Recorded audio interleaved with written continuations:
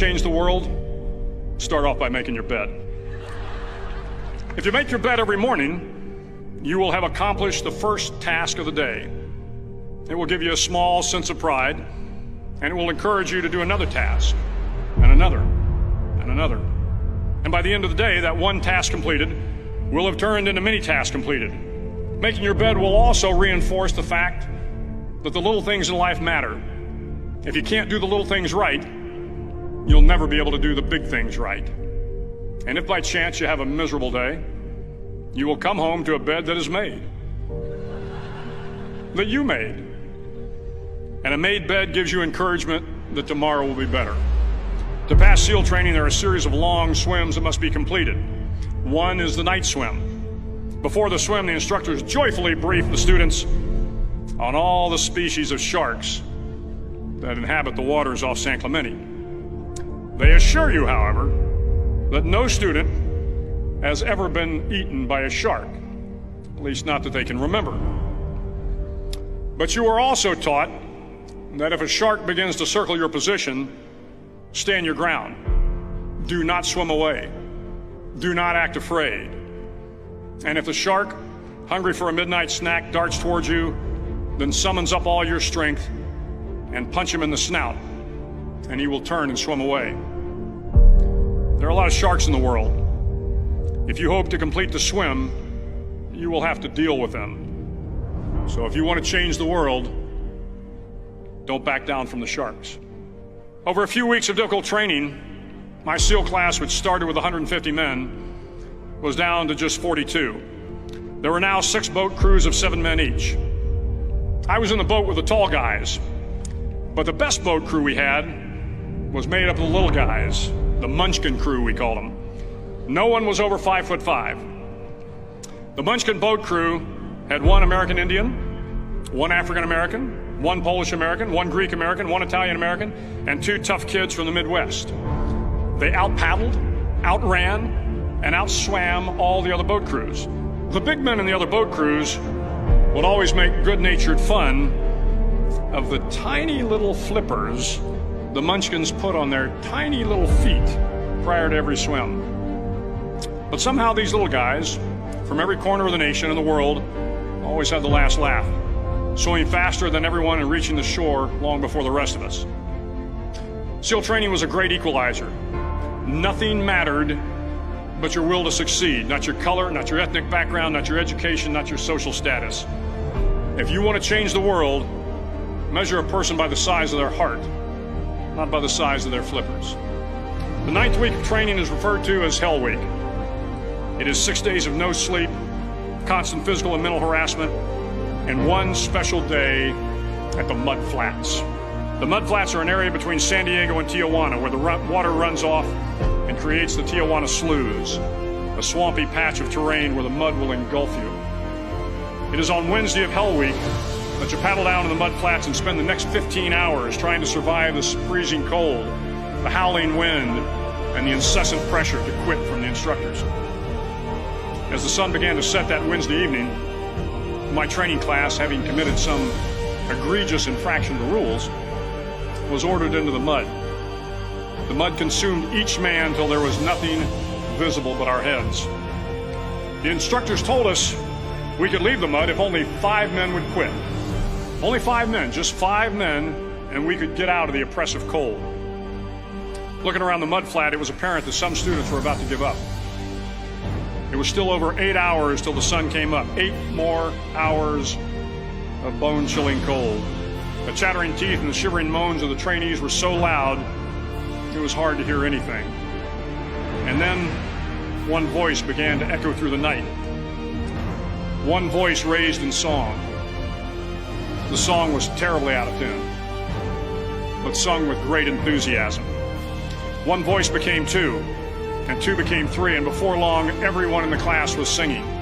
The instructors threatened us with more time in the mud if we kept up the singing, but the singing persisted, and somehow the mud seemed a little warmer, and the wind a little tamer, and the dawn not so far away. If I have learned anything in my time traveling the world, it is the power of hope. The power of one person, a Washington, a Lincoln, King, Mandela, and even a young girl from Pakistan, Malala. One person can change the world by giving people hope. So if you want to change the world, start each day with a task completed. Find someone to help you through life. Respect everyone. Know that life is not fair and that you will fail often. But if you take some risks, step up when the times are the toughest, face down the bullies, lift up the downtrodden, and never ever give up. If you do these things, the next generation and the generations that follow will live in a world far better than the one we have today. And what started here will indeed have changed the world for the better.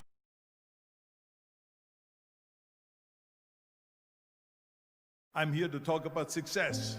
The first rule of success is to have a vision. You see, if you don't have a vision of where you go, and if you don't have a goal where you go, you drift around and you never end up anywhere.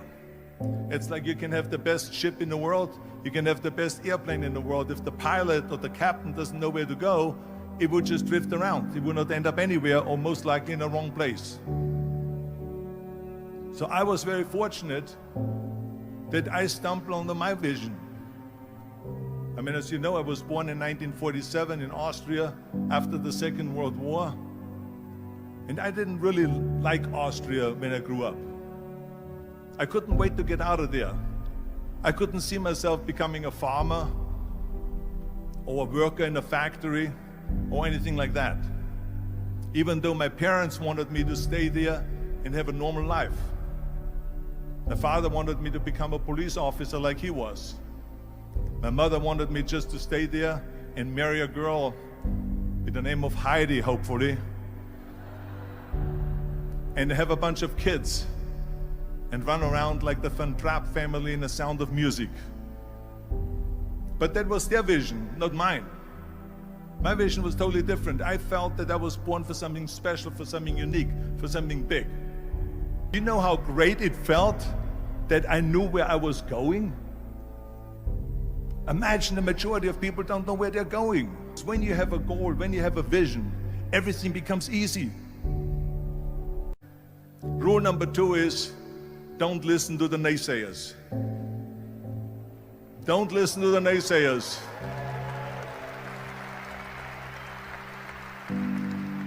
Everything I ever did, the thing that I heard out of people's mouth was, that's impossible. That can't be done. Or no. So whenever someone said to me, it can't be done, I heard, it can be done. When they said no, I heard yes. And when they said it's impossible, I heard, it is possible. I'm a strong believer of what Nelson Mandela said, that everything is always impossible until someone does it. Well, I'm gonna be the one, I said to myself, I'm gonna do it and I'm gonna show it to them. Maybe it has never been done before. That's perfectly fine with me. But I'm gonna do it. And I did not listen to the naysayers. The next thing, the third point that I'm gonna make to you is, before we sit down with Jürgen and talk about the rest of the 3, is work your ass off. There is no magic pill. There is no magic out there. You cannot get around, you have to work and work and work. And it drives me crazy when people say that they don't have enough time to go to the gym for 45 minutes a day and work out. Or to do something for 45 minutes to an hour a day to improve. If it is physically improve or if it is mentally to improve. Imagine you read 1 hour a day about history. How much you will learn after 365 hours in 1 year. Think about if you study about the history of musicians, of composers, how much you would know. Imagine if you would work on a business, on some business that you want to develop every day for an hour. Imagine how further along you will go and get. So it drives me nuts because when people say we don't have the time, we have 24 hours a day. We sleep 6 hours a day, so that gives you still 18 hours. And there's someone shaking their head out here in front. They say probably, I don't sleep 6 hours, I sleep 8 hours, right? or just sleep faster?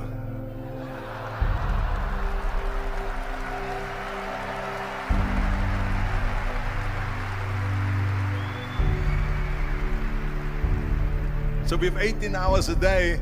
The average person works around 8 to 10 hours. So let's assume it's 10 hours, so you have 8 hours left. Then you travel around an hour a day, maybe 2 hours a day. So now you have still 6 hours left. So what do you do with the 6 hours? What do you do with the 6 hours? Then we eat a little bit, then we schmooze a little bit, talk a little bit to people and all that stuff.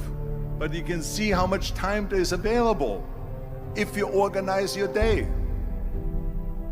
So you got to work hard. I mean, let me tell you something. When I went to America, I went to college. I went and worked out 5 hours a day. And I was working on construction. Because in those days in bodybuilding, there was no money. I didn't have the money for food supplements or anything. So I had to go to work. So I worked on construction. I went to college. I worked out in the gym, and at night from 8 o'clock at night to 12 midnight, I went to acting class 4 times a week. So I did all of that. There was not one single minute that I wasted. I became very friendly with Muhammad Ali in the 70s. And Muhammad Ali worked his butt off. And I saw it firsthand. And I remember that there was a sports writer that was there in the gym when he was working out and he was doing sit-ups. And they asked him, how many sit-ups do you do? And he said, I don't start counting until it hurts. Now think about that. He doesn't start counting his sit-ups until he feels pain. That's when he starts counting. That is working hard. And so you can't get around the hard work. It doesn't matter who it is. As a matter of fact, I believe what Ted Turner said, work like hell and advertise.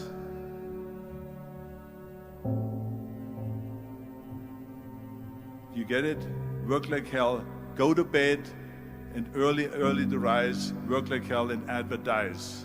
So you work your ass off, and then you let the world know about your work. That's what it is all about. Let people know. If you have a company, if you have a movie, if you do a sports, work your ass off, but then advertise and let everyone know.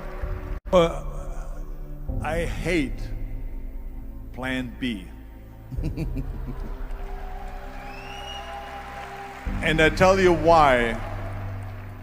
Because we have so many doubters, as I've said earlier, the no-sayers. We have so many of those people that say no, and you can't do it, it's impossible. That is okay, because we just turn off, as I said earlier, and we listen and we hear the no being a yes. You can't do it, you can't do it, and all of that. So that is possible to do that amongst all the negative people around you. But when you start doubting yourself, that's very dangerous. Because now what you're basically saying is that if my plan doesn't work, I have a fallback plan, I have a plan B. And that means that you start thinking about plan B, and every thought that you put into plan B, you're taking away now that thought and that energy from plan A.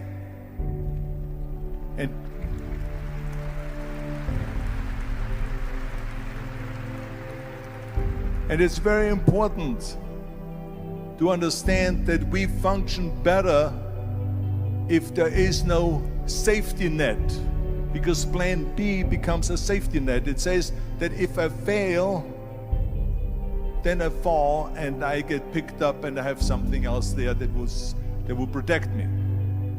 And that's not good, because people perform better when there's no safety net.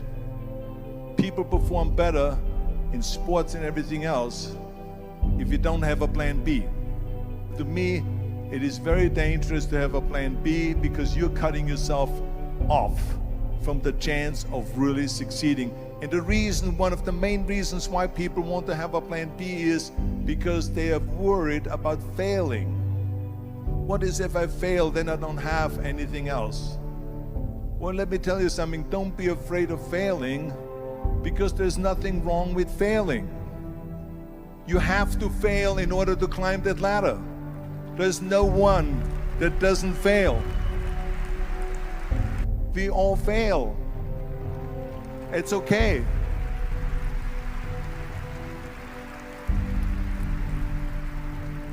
What is not okay is that when you fail, you stay down. Whoever stays down is a loser. And winners will fail and get up, fail and get up, fail and get up. You always get up. That is a winner. That is a winner. Hey, we all lose. We all have losses. This is okay. And this is why I say don't be worried about losing, because when you're afraid of losing, then you get frozen. You get stiff. You're not relaxed. You got to be, in order to perform well in anything, if it's in boxing or if it is on your job or with your thinking, is only happening when you relax. So relax. It's okay to fail. Let's just go all out and give it everything that you got. That's what it is all about. So don't be afraid to fail. You can only feel complete as a person if you think about what can you do for your fellow member around you that maybe needs help. I felt like that. Everyone has a different motivation why you get into that. I was an immigrant going to America, and I saw how America was the most generous country in the world. I mean, they opened up their arms to me, they helped me, they invited me for Thanksgiving dinner. The people, they brought me, the bodybuilders in the gym brought me plates to my apartment because I had no plates, I had no silverware, I had no bedware, I had no pillows, I had no blanket, I had no TV, I had no radio, I had nothing. They brought it to my apartment. They helped me. And I saw that firsthand, this generosity in America. And I said to myself, as an immigrant that is being embraced with open arms, that I need to go and make sure that I give something back.